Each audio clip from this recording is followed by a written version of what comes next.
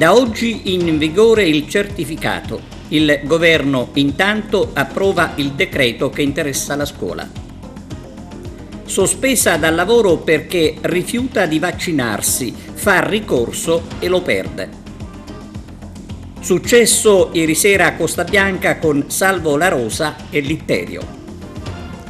Acragas, interviste al direttore sportivo e al responsabile tecnico.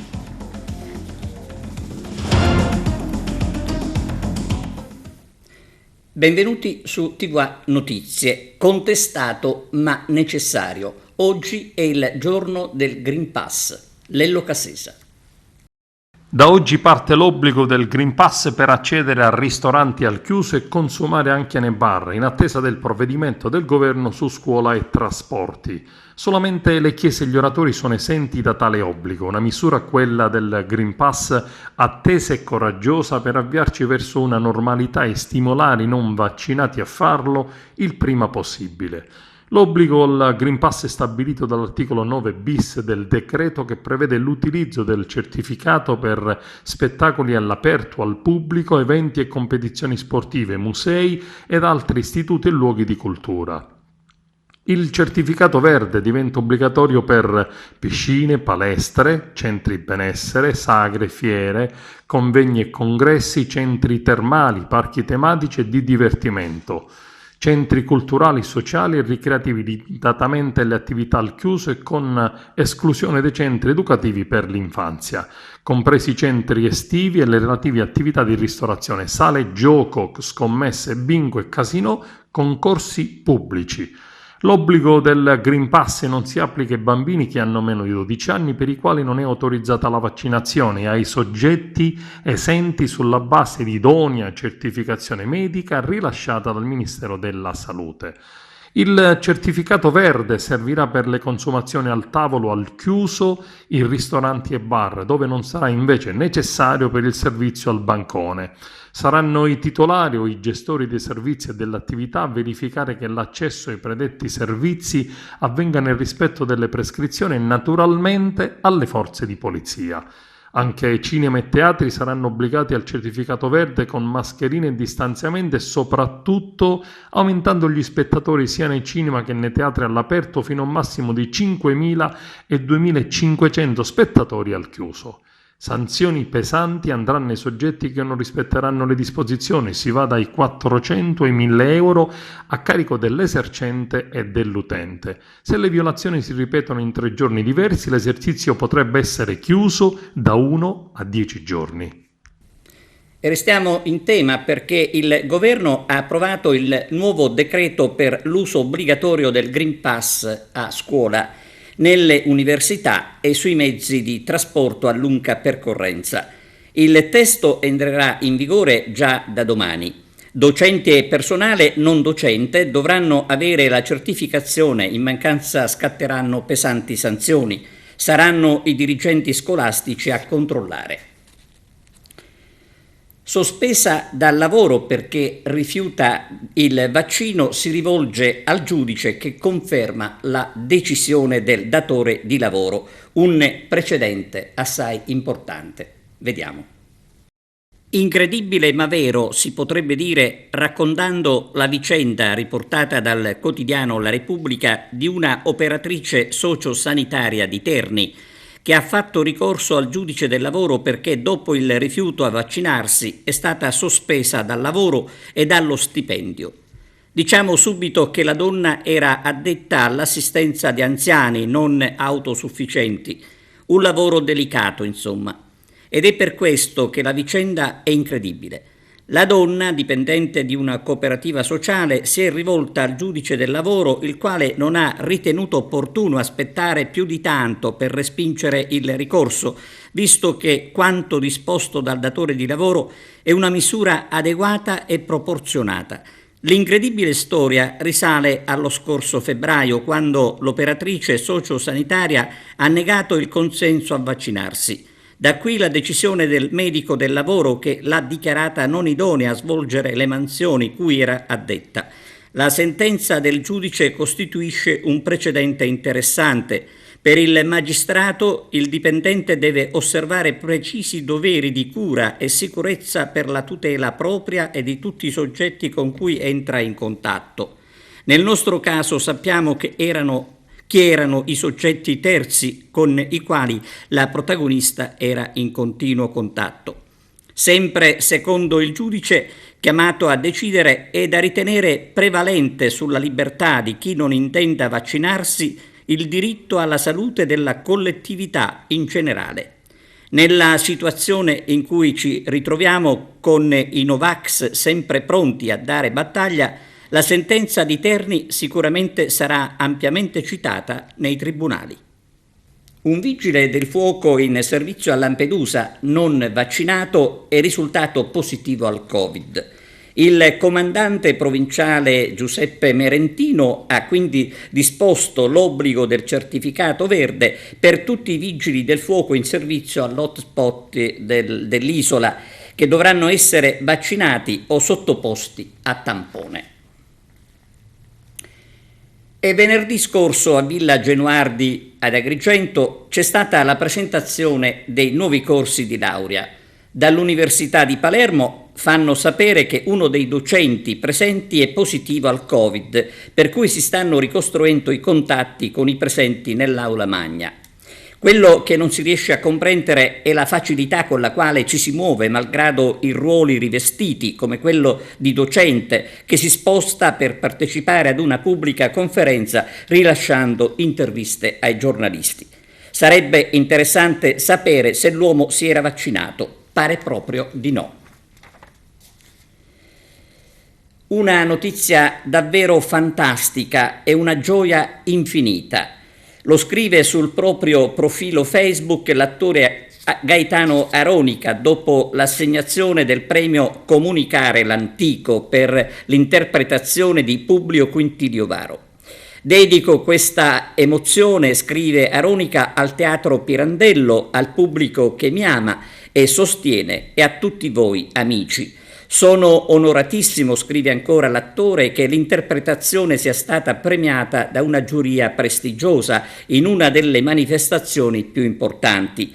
Il premio Comunicare l'Antico è organizzato dal Parco Archeologico di Naxos Taormina. Entra nel vivo l'estate a Costa Bianca. Ieri sul palco Salvo La Rosa e il simpatico personaggio di Litterio Scalisi. Prossimo appuntamento con Anna Tatangelo, il servizio di Margherita Trupiano. Salvo La Rosa per una serata qui nell'ambito del cartellone dell'estate di Realmonte. E Salvo La Rosa non è nuovo a queste serate, applauditissimo, e tra l'altro in binomio straordinario sempre con i comici. Salvo La Rosa è un giornalista, nasce giornalista, ma è un giornalismo particolare quello tuo. Intanto grazie per questa intervista e grazie anche a tutte le amiche e tutti gli amici di Realmonte che ci hanno ancora una volta invitato qui, perché con Enrico Guarneri e non solo siamo stati tante volte ospiti del Teatro Costa Bianca e di queste belle rassegne. Sì, io nasco come giornalista, sono un giornalista professionista, però amo la comunicazione, mi piace anche lo spettacolo e quindi ormai dal 1994 ho iniziato soprattutto con Insieme questa carriera di conduttore televisivo, poi sono diventato anche spalla di tanti comici, ma soprattutto sono, come dire, da sempre in coppia con quella persona che intervisterete tra poco, che è il bravissimo attore Enrico Guarneri e lo straordinario personaggio comico di Litterio, anche perché le due cose devono andare necessariamente insieme. Enrico è un bravissimo Litterio perché è un bravissimo attore, quindi faccio quello che mi piace, mi sento una persona fortunata, come dice Giovanotti sono un ragazzo fortunato perché mi hanno regalato il sogno, anzi ho realizzato il sogno che avevo da bambino, quindi sono contento e visto che ancora funziona e visto che ancora il pubblico ci vuole bene, anzi approfitto anche di TVA per ringraziare tutte le persone che ci seguono, andiamo avanti e anche stasera a Realmonte c'è grande affetto, grande partecipazione, per cui grazie, come vogliamo dire, cu tutto cori. Litterio insieme a Salvo La Rosa rappresentano un must della nostra comicità siciliana. Sì, sicuramente è così, poi magari non è che ci voglia tanto a scoprire che è la formula della comicità in generale. Voglio dire che Litterio potrebbe benissimo essere, senza voler peccare per carità di presunzione, potrebbe essere benissimo Pappagone, o potrebbe essere quel personaggio che non ricordo che nome avesse, che interpretava Manfredi, fosse che fosse la porta, il Burino, insomma, il Burino di Roma. La comicità delle formule che sono, è come la musica, sono trasversali. Possiamo parlare lingue diverse, però se ci troviamo davanti a un brano musicale e tu suoni la chitarra e io suono il contrabbasso, non ci sono lingue, insomma il linguaggio. E così anche la comicità. Sì, la coppia, ecco, noi usiamo un meccanismo collaudatissimo che è quella del dotto e dell'ignorante, che nel nostro caso specifico è esattamente al contrario, cioè sono io il dotto che mi sforzo di apparire. Vedi che già diventa tutto comico, no? Facilmente comico. Scherzo, però è il viene avanti cretino di una volta. Il viene avanti cretino, esatto. Certo, noi lo coloriamo molto con il profumo, il sapore della nostra meravigliosa terra, che tanto ha dato nel mondo dello spettacolo, sia serioso, drammatico, sia nella commedia, nella farsa, insomma, ecco. Ma questa comicità, Litterio, nasce dalla capacità di sapere leggere uomini e comportamenti e contesti. Sì, certo, sicuro, però bisogna poi riuscire a saperli filtrare con quelli che sono i tuoi filtri e lì entrano tante cose in gioco, entra in gioco la tua purezza, la tua ingenuità, oppure l'essere malizioso, tante piccole cose che servono anche quando fai l'attore normale, l'attore serioso, quando fai il teatro, ecco, tutto viene filtrato. Sì, la battuta è la battuta, se c'è da ridere si ride, però ci sono situazioni in cui certe cose dette da X personaggio fanno ridere, dette da Y personaggio non fanno ridere, quindi ci sono dei meccanismi strani, è tutto soggettivo, ecco. Un saluto per il pubblico di TVA e di Realmonte in particolare. Come diceva Usignol La Rosa, siamo vecchi di questo teatro. Qui siamo stati tante volte. La quarta volta, forse anche quindi grazie. Grazie a Realmonte, grazie a cosa. E poi io amo Agrigento, gli agrigentini, esatto. Il modo meraviglioso di parlare quindi. E tappe ce ne sono veramente, veramente tante. Siracusa, poi siamo stati a Messina, Caltanissetta abbiamo fatto già Noto, poi faremo Floridia, Gravina di Catania, tanti altri. E questo vuole essere un augurio anche per la ripartenza. Allora seguite la mia pagina, perché lui è sciarriato con Facebook, cioè nel senso che approfitta della mia pagina. Io sono contento che Salvo La Rosa Official, li trovate tutto su Salvo La Rosa TV su Instagram.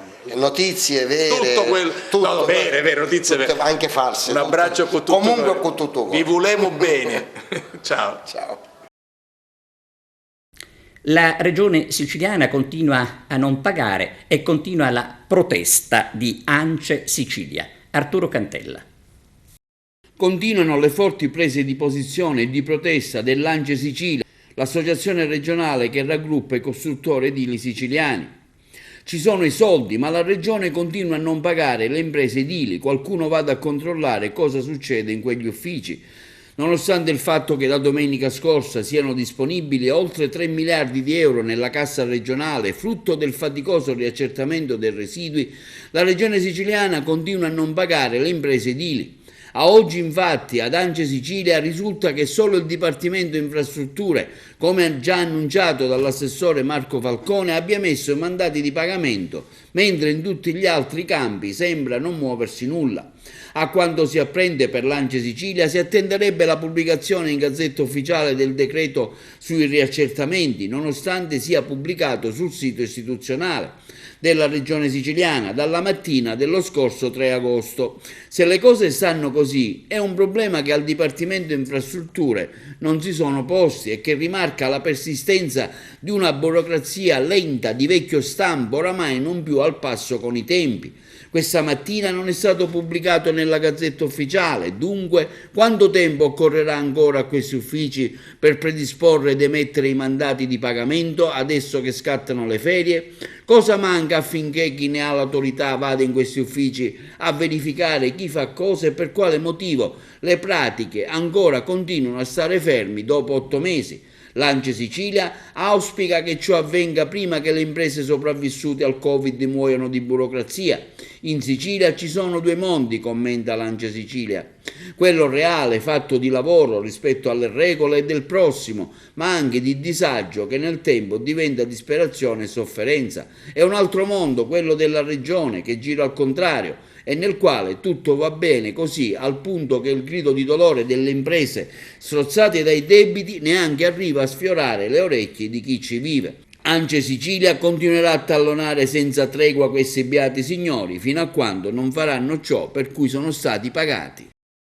Tari bocciata a Messina, è la terza bocciatura per il sindaco De Luca, ma scatta come conseguenza la cassa integrazione per la Messina Servizi. Vediamo.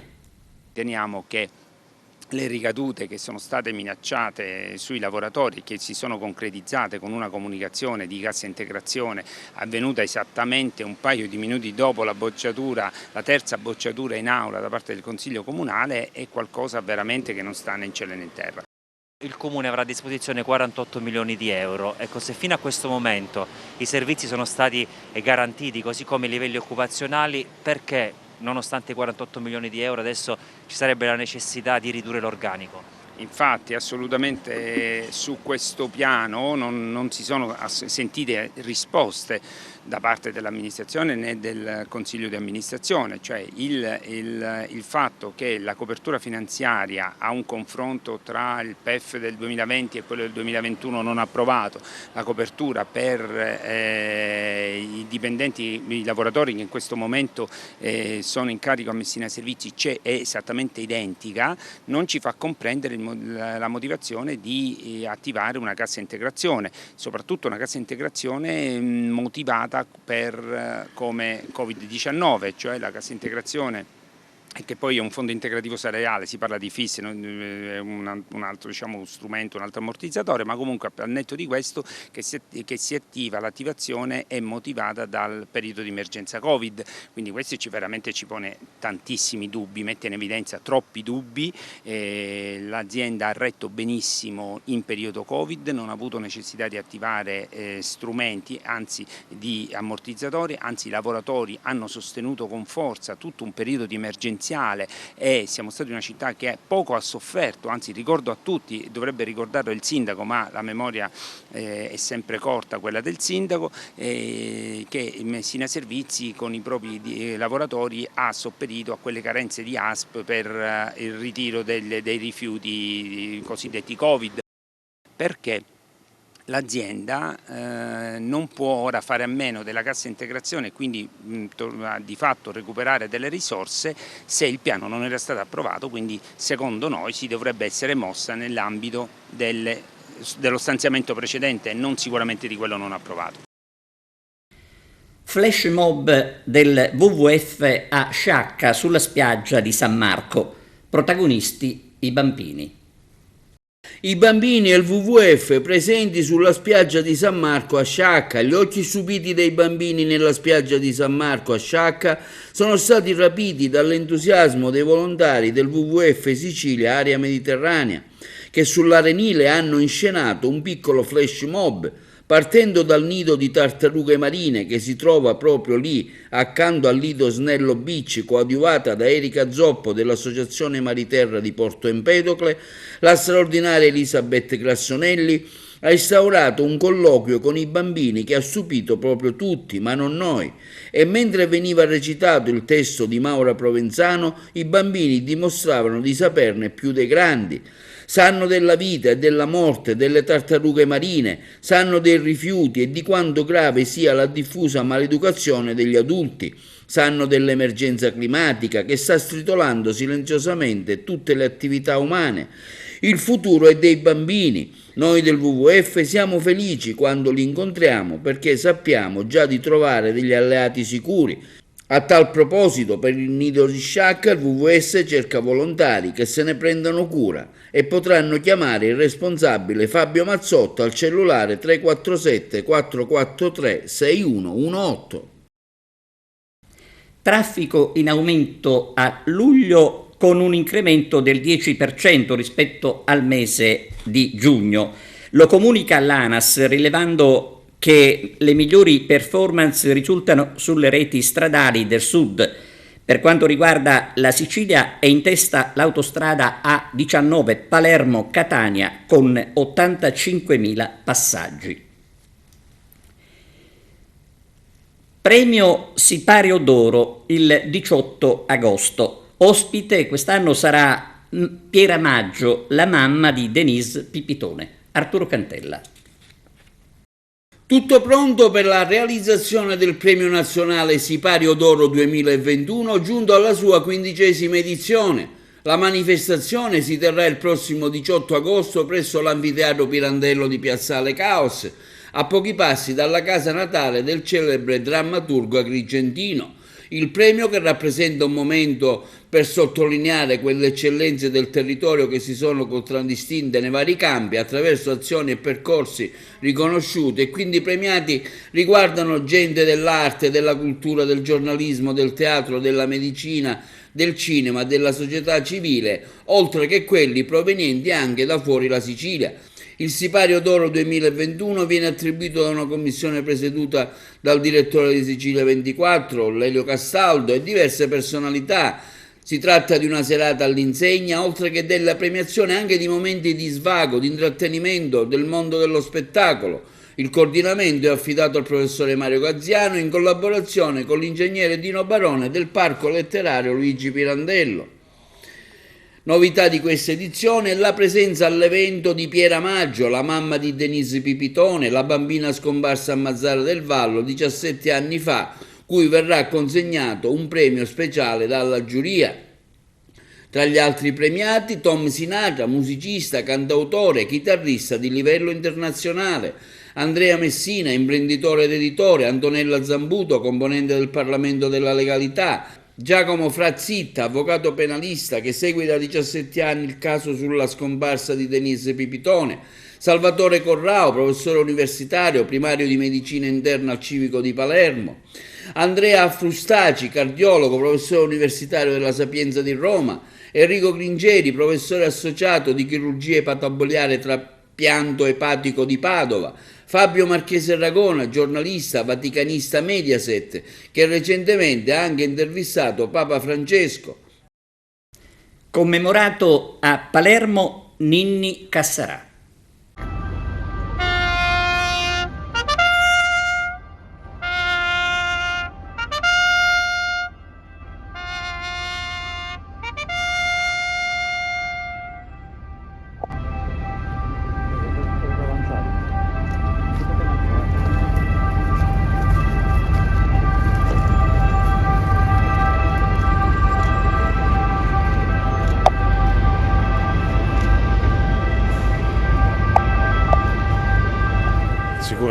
Sicuramente, io parlando con le Agende Rosse e con Paolo Borsellino presso la nostra caserma il 19 luglio ho evidenziato come i nostri poliziotti a Palermo abbiano combattuto la mafia e abbiano frapposto tra loro e Cosa Nostra il corpo e la mente.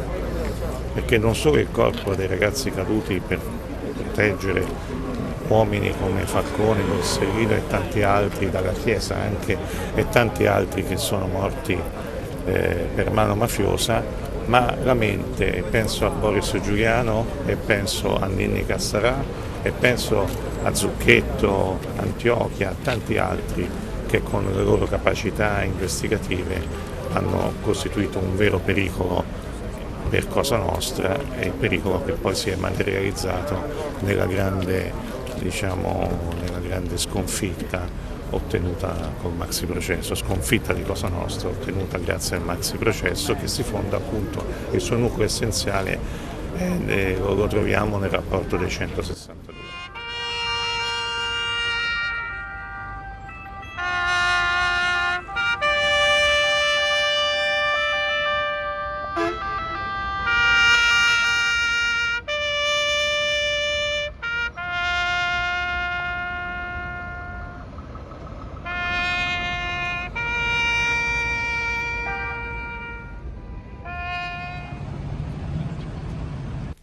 Secondo appuntamento con i teatri di pietra ad Eraclea Minoa.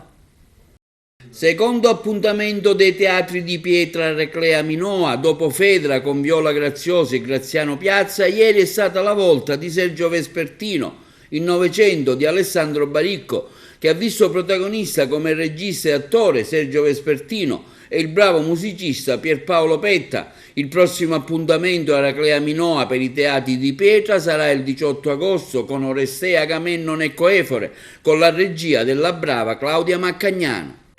Suonavamo perché l'oceano è grande e fa paura. Suonavamo per cercare di far sì che la gente dimenticasse il tempo.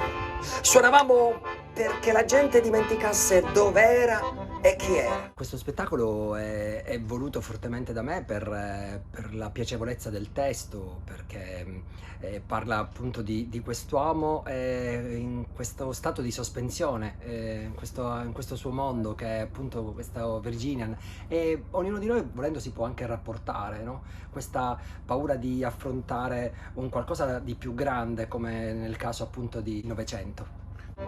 Suonavamo per farli ballare, perché se balli non puoi morire e ti senti Dio. E suonavamo il ragtime, che è la musica su cui Dio balla quando nessuno lo vede.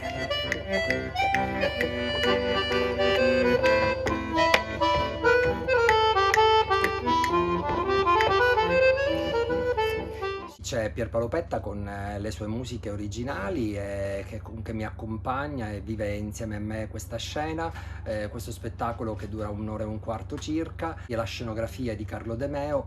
Ringrazio anche che mi ha coadiuvato anche alla regia Rinaldo Clementi, ringrazio anche l'Agricantus che ci fa circuitare, nonché anche lo stesso Aurelio Santi per tutto questo bel circuito che stiamo vivendo. E c'è un nome! Danny Budman T.D. Lemon 900. Com'è? Oppure bella, vero? Tutti quanti andarono lì in sala macchine a guardare dentro la cassa. Il piccolo Danny Budman T.D. Lemon 900. Tutti così.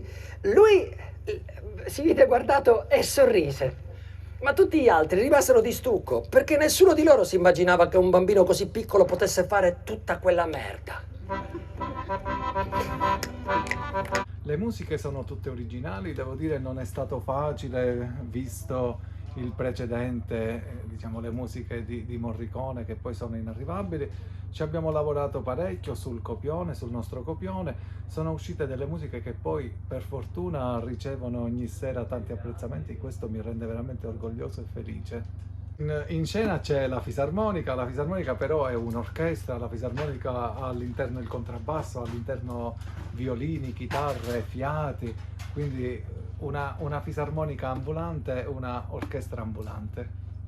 Quelle mani andavano che non erano 2, erano 4, forse erano 8, forse erano 16 e lui sudava, grondava, ma andava. Tutti quanti zitti, ammutoliti, così incantati a guardarli, sbigottiti, con la bocca aperta come dei perfetti imbecilli, tutti in apnea. Un silenzio pazzesco e lui era lì. Sembrava che stesse per scoppiare quel pianoforte, una cosa mai sentita.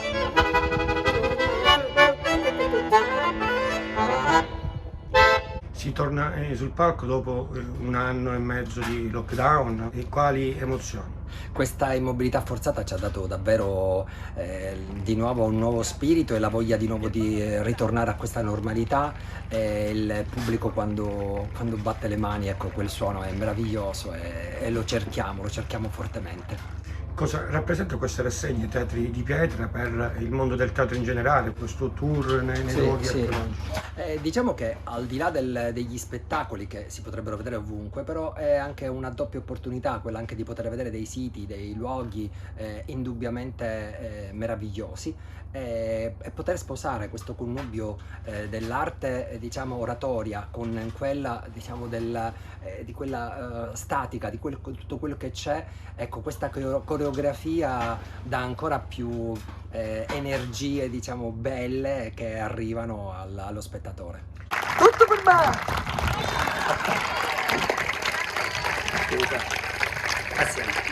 Grazie davvero che ci siete. Grazie. E adesso pausa per la pubblicità. A tra poco. Domani alle 10, nella sede dell'Ordine degli Architetti di Agrigento, si terrà una conferenza stampa per sottoscrivere un protocollo d'intesa con l'Arcidiocesi che, unitamente all'Ordine degli Architetti, ha dato luogo al progetto Monumentiamo. Saranno presenti per l'Arcidiocesi il direttore dell'Ufficio Beni Culturali Ecclesiastici Giuseppe Pontillo e il presidente dell'Ordine degli Architetti di Agrigento Rino Lamendola. Cefalù festeggia oggi il patrono. C'è il servizio. La festa del Santissimo Salvatore è la festa principale di Cefalù. È dedicata al patrono del paese Gesù Salvatore, titolare della Basilica Cattedrale di origine normanna. Si celebra dal 2 al 6 agosto. La festa inizia con il dispiegamento della bandiera di Cristo Pantocratore al centro dei 2 torrioni della Basilica Cattedrale. All'interno del Duomo si può ammirare lo splendido mosaico bizantino dedicato al Santissimo Salvatore. La solenne processione si svolge la sera del 6 agosto, preceduta nel pomeriggio dall'Antinna a Mari, che si tiene dal 1783. I festeggiamenti vengono chiusi a mezzanotte dai tradizionali giochi pirotecnici. Anche quest'anno la festa ha subito delle limitazioni a causa della pandemia. Si celebra nei primi di agosto, perché era in questo periodo che gli agricoltori finiscono la mietitura e possono gioire per il raccolto. La devozione della città normanna al Santissimo Salvatore inizia con la costruzione della Basilica Cattedrale voluta da Re Ruggero II. Il re normanno fa realizzare, dentro il luogo di culto, il grandioso mosaico raffigurante il Cristo Pantocratore. Il legame con il Santissimo Salvatore emerge anche nello stemma del comune, dove, sopra i 3 pesci e il pane, vi è l'effigie di Cristo Re del mondo. La trasfigurazione inizia il 2 di agosto con il dispiegamento della bandiera di Cristo Pantocratore al centro dei 2 torrioni della Basilica Cattedrale. Il momento viene accompagnato dal suono di tutte le campane della città. La bandiera del Salvatore viene ammainata il 10 agosto. Il 6 di agosto, al termine della processione, caratterizzata anche da preghiere dei pescatori locali, vi è il discorso del vescovo. Il simulacro poi, al grido di «Viva Gesù Salvatore», risale la scalinata e ritorna dentro il Duomo. Durante l'ultima giornata dei festeggiamenti si svolge nel pomeriggio l'Antinna a Mari.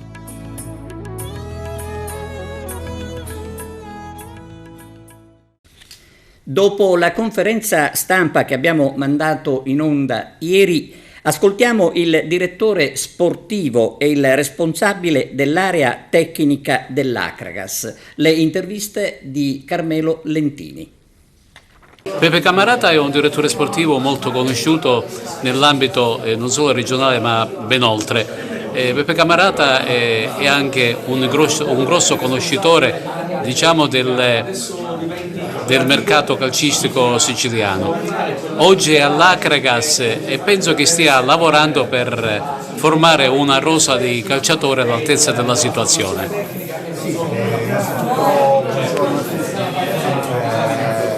Voglio ringraziare prima di tutto la dottoressa Giordano, il dottor Deni e il dottor Callari per la fiducia che hanno riposto sulla mia persona affidandomi la conduzione dell'area tecnica. Sì, come ha detto il Presidente, la ragazza sta aggiungendo una piazza storica del calcio regionale e non, perciò dobbiamo cercare, mi hanno dato mandato di allestire una squadra che sia in grado di stare nei primi posti di classifica. Poi è normale che l'arbitro di tutto sarà il campo. Abbiamo iniziato a lavorare da ieri dopo la firma del mister, individuando i profili che dobbiamo inserire nello scacchiere. Come dicevo un suo collega, partiremo al portiere, poi nei 3 reparti faremo 6-7 over e 5-6 juniores che si andranno ad aggiungere e riconfermare. Ecco, il ritiro precampionato quando avrà inizio? Allora, il ritiro precampionato, come diceva il dottor Beni, noi l'abbiamo programmato per lunedì pomeriggio, 9, sempre che non ci siano problemi con gli alloggi, ma parlavo poco fa con il segretario, con il team manager, e mi dicevano che al 99% hanno risolto la problematica. Per quanto riguarda le riconferme, avete qualche cosa già fatto o da fare? Sì, no, in linea di massima ieri ho parlato con un po' di ragazzi, però mi sembra giusto che ci verranno comunicati, penso nella giornata di domani, massimo dopodomani faremo la lista dei convocati. Sì, responsabile, perché no, sono delle cose che a me stimolano moltissimo, mi piacciono, sono stato sempre nell'ambito calcistico, mi sono allontanato un po', diciamo, per qualche anno, sono stato sempre guardingo, ho guardato anche le cose come andassero in casa Acrasti dall'esterno. Ora degli amici nostri mi hanno poi involto in questa bellissima avventura futuristica, così chiamata, perché è un'avventura veramente che io accolgo con grandissimo piacere e faremo, vi posso assicurare, delle bellissime cose, delle belle cose che dureranno nel tempo. Cos'è per te l'Acragas?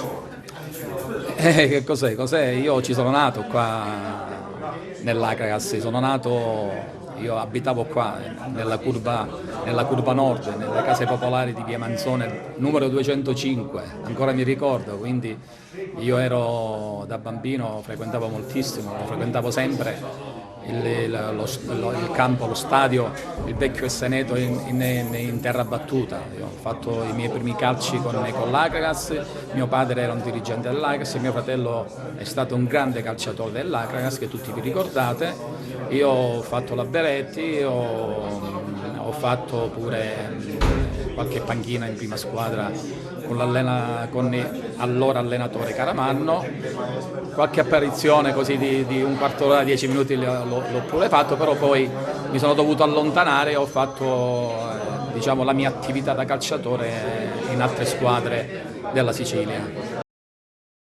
È tutto, grazie per averci seguito e arrivederci.